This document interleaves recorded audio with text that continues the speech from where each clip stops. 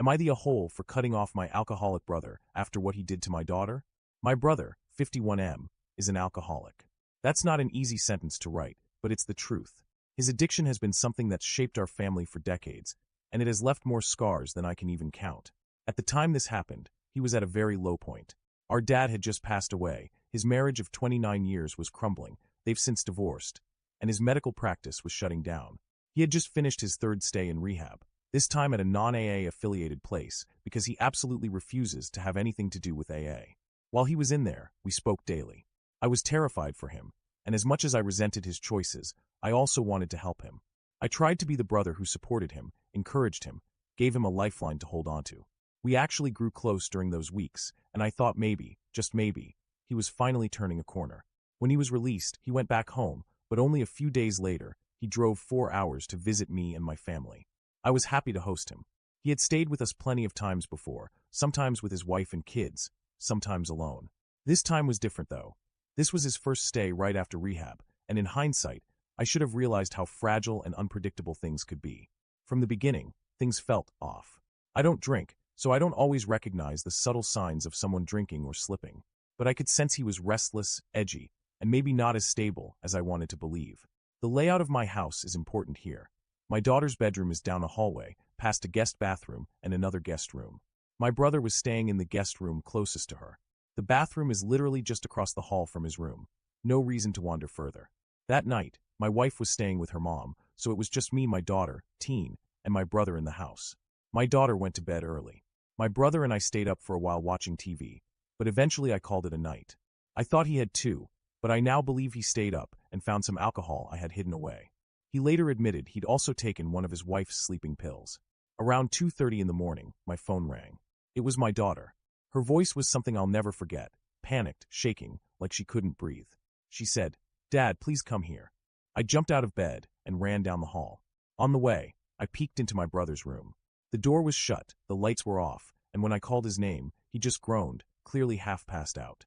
I shut the door and went straight to my daughter. She was trembling uncontrollably, crying, breathing like she couldn't catch her breath. She told me that she woke up to find my brother standing over her bed. He was muttering gibberish. His hands were under the covers on her bare legs and thighs. He was grunting. She said when she called his name, he looked confused, said her name in this questioning tone, and then stumbled out of the room.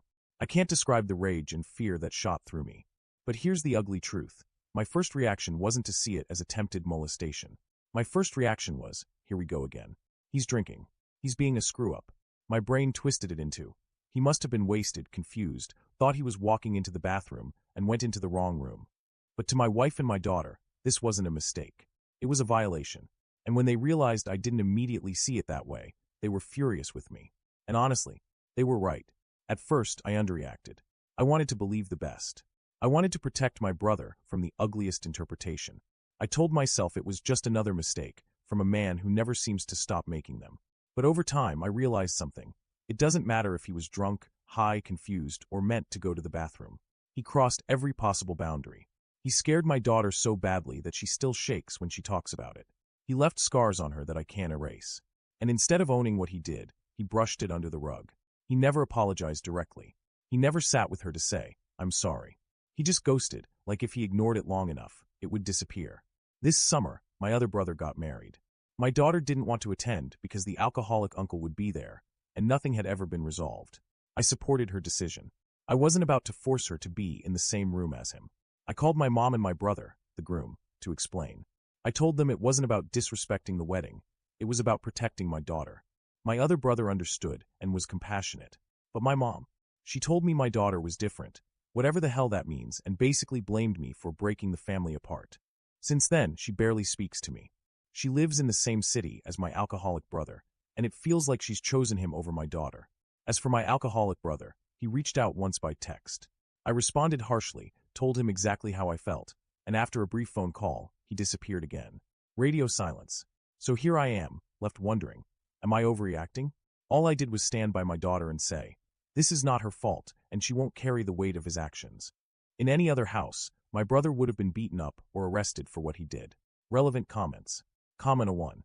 Being drunk lowers inhibitions. It does not cause people to do things that are against their nature. Basically, Those evil thoughts that people have in their brain that normally social conventions prevent us from following through on. When they are drunk, they will go ahead and do those things. Your brother has probably had thoughts about your daughter before. He didn't do anything about it because it is inappropriate. When he was drunk, he decided to go ahead and BSE*QAL with her. And to make it worse, he has never apologized. It sounds like you tried to make an excuse for him about trying to find the bathroom. Did he ever put forth any explanation at all? This is a drunk with a lot of enablers in his life. Your mom makes excuses for him. And it sounds like you do too. You are the a-hole for your wishy-washy response to the SA of your own daughter. You are not the a-hole for holding him accountable, although I still don't think you hold him accountable. I find it highly ironic that you seem upset that he is ghosting you, when you should have just cut him off completely. Comment 2. You underreacted. If he had accidentally stumbled into her room, he wouldn't have picked up the covers and started touching her leg. He SA your daughter. He should be in jail. But of course, he's not, because when it's someone they know, men protect other men and not the women in their lives. Story as old as time. Maybe ask your daughter if she'd like to file charges against the brother or would like you to punch him in the face.